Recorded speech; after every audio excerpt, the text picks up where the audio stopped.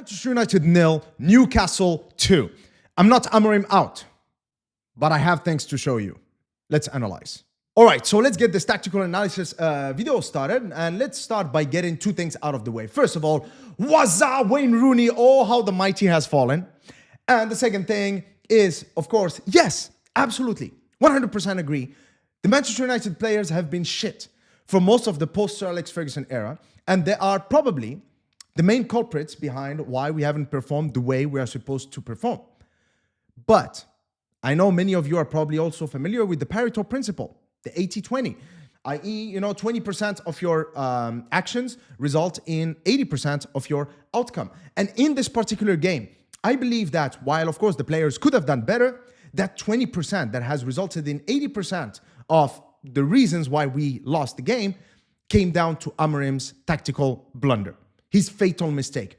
And this is what it is. So first, let's talk about the tactical setup of both teams. So of course, Manchester United in 3-4-3, but Newcastle were shaped in a 4-3-3. Now, the problem with this is that, of course, we are light in midfield compared to Newcastle, who always have a spare man in midfield, in this case, Tonali. So every time Tonali, and he did that quite often in the game, every time he made moves into midfield, Eriksen or Casemiro would follow him, which leaves someone like Bruno Guimaraes or Joelinton completely free. So we could not have any control of the midfield in the beginning of the first half, and that's why they were able to cut through us like a hot knife through butter. And now let's see how that happened by analyzing some footage on the game. So obviously, as you can see here, Tonali just standing in between our midfield and our forward lines, always looking for that space. But of course, as you can see, Newcastle still has Joelinton and Bruno Guimaraes, always a spare man. And as you can see now, as the players are moving together, Casemiro and Eriksen are actually chasing ghosts because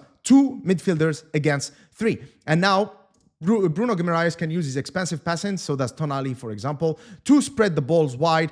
And this advantage that they had, which is always having a spare man in midfield, has helped them in many scenarios. For example, in this case, always having a player like Joelinton who can support Isak in the box. Of course, he did not score the first goal, but he scored the second goal. Here's another example. As you can see, Tonali, it's a pattern.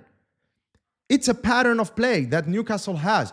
Basically, he's been given instructions to always step into that area in between our midfield and our attack. He can drop into space. As you can see, this pentagon shape that we have that has been widely documented, completely ineffective because, at the end of the day, you do have two central midfielders. Maybe Hojlund should have been sacrificed, as someone who should mark Tonali, or probably Zirkzee, in my opinion, would have been ideal. But, that's up to Ruben Amorim. He should have made the adjustment. And as you can see, Tonali stepping in to collect the ball. But then, of course, Joelinton and Bruno Guimaraes having space where they can also receive the ball. Now, this is the sequence that has led to the second goal, and oh my God, did this get me, make me so angry. First of all, the positioning of Casemiro and Eriksen here. By the way, Casemiro and Eriksen, look, if we try to play this game plan with, let's say, Ugarte and Amrabat, okay, I would get it, okay? Both of them are industrious, box-to-box ball winners, etc. Okay, fine, okay? But Christian Eriksen and Casemiro, they're not explosive. They don't have an engine, so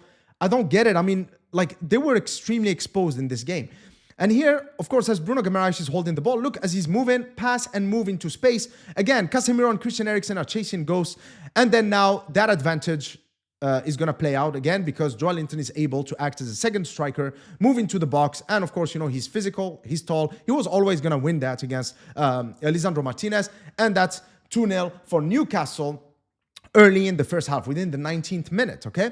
Now, this advantage was not just an attacking advantage, but it also helped them in the defensive phase because now Tonali could actually just focus on marking Christian Eriksen out of the game. As you can see, they didn't really focus on Casemiro because he's not really the chief playmaker. Christian Eriksen is. So as you can see, Tonali has been following him everywhere. Even when Christian Eriksen would move to the left side of the pitch, Tonali would actually be there with him. You got a friend in me, as the song goes. He didn't let him breathe at all, okay?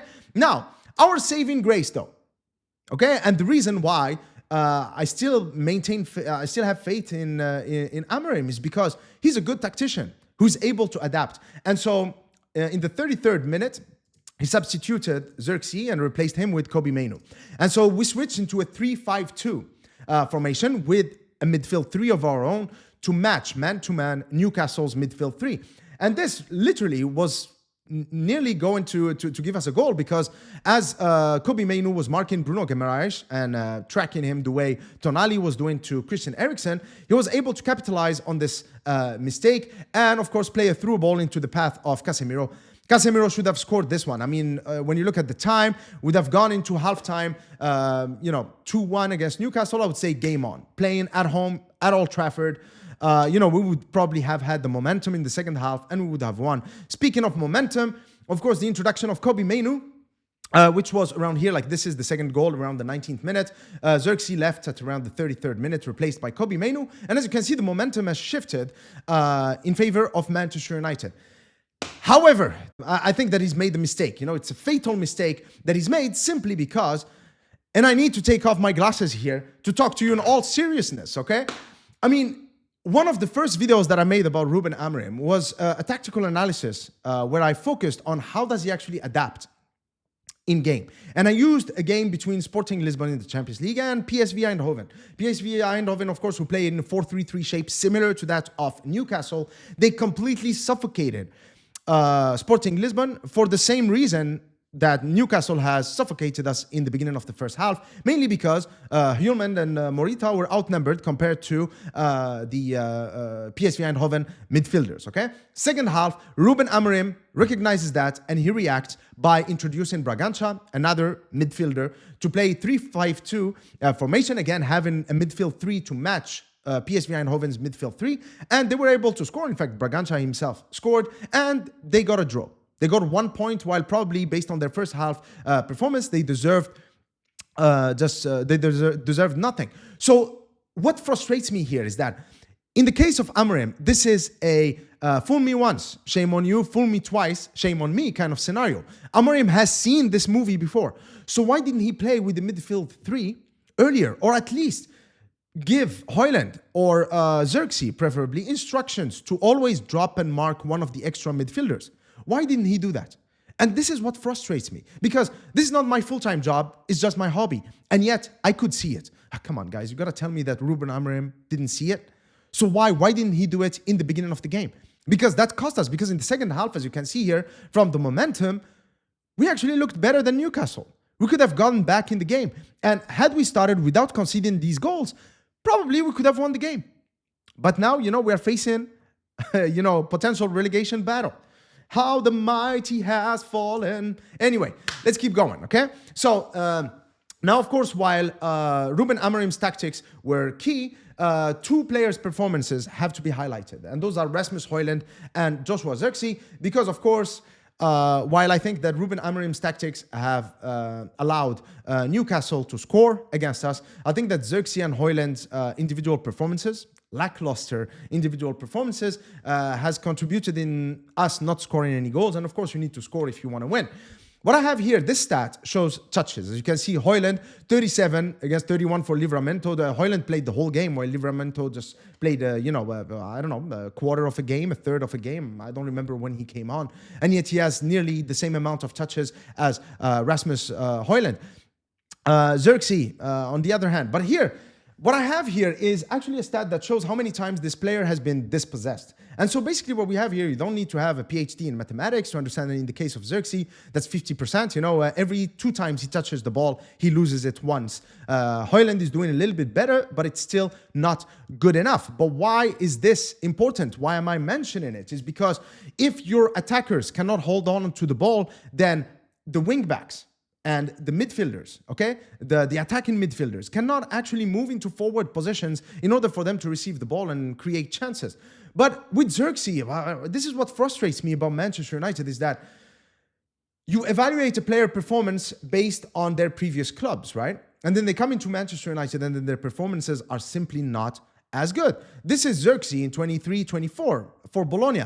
His dispossessed to touches ratio was 33%. And you have to keep in mind that Zirkzee was actually the focal point for Bologna. In fact, he was the player behind most chances created for Bologna and one of the top in Serie A. And he was behind the most key passes, and again, one of the top ranking players in Serie A. That means that he was the focal point for Bologna in Serie A. a league where the defenders are very focused on man marking. A lot of teams play with a back three, so they clog up those central areas where Zirkzee performs. And yet he had a very respectable, I would say this is pretty good, dispossessed to touches percentage. For comparison, this is Kane in the same season for Bayern. He scored 36 goals in this season. And as you can see, his dispossessed to touches ratio was a little bit, higher, so a little bit worse. But of course, Kane makes up for it by scoring more goals and being just an amazing, prolific goal scorer. But this is just to show you that Zirkzee was actually amazing at Bologna. This explains why Thiago Motta wants to reunite with him at Juventus in January, because he understands how to use him, he understands his value. But we are simply unable to unlock that potential. And we've seen this movie before. We buy players who are excellent. Of course, Jadon Sancho, Paul Pogba are amazing examples. You know, they were amazing for Dortmund and Juve, respectively. But then they come to Manchester United and you're like, what's going on? What's going on? And this is a big mystery, and I don't know what the answer to that is. I don't know what the main reason behind that is. But, you know, this is just a reality that we have to face. All right, guys. So, yes, the Manchester United players need to improve their performances. They have not been good enough, okay? However, in the name of integrity, the integrity of this channel, I just have to point it out whenever the manager doesn't get the tactics right. And in this game, Ruben Amorim did not get the tactics right from the get-go, and that cost us those 2 goals. Now, he was able to adjust, and of course, that just showed his ruthless nature, and I love that. I mean, that was a tough decision to make. I'm sure that Zirkzee was not happy. That was humiliating for him, but Ruben Amorim did the right thing. And he was vindicated in a way because it brought us back into the game.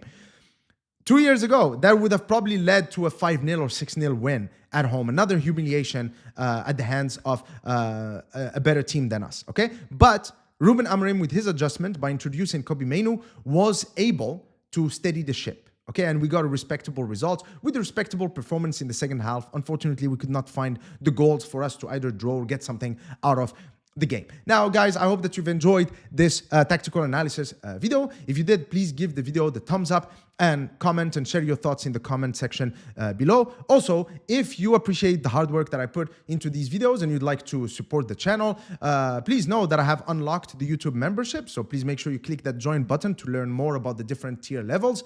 Until next time, cheers.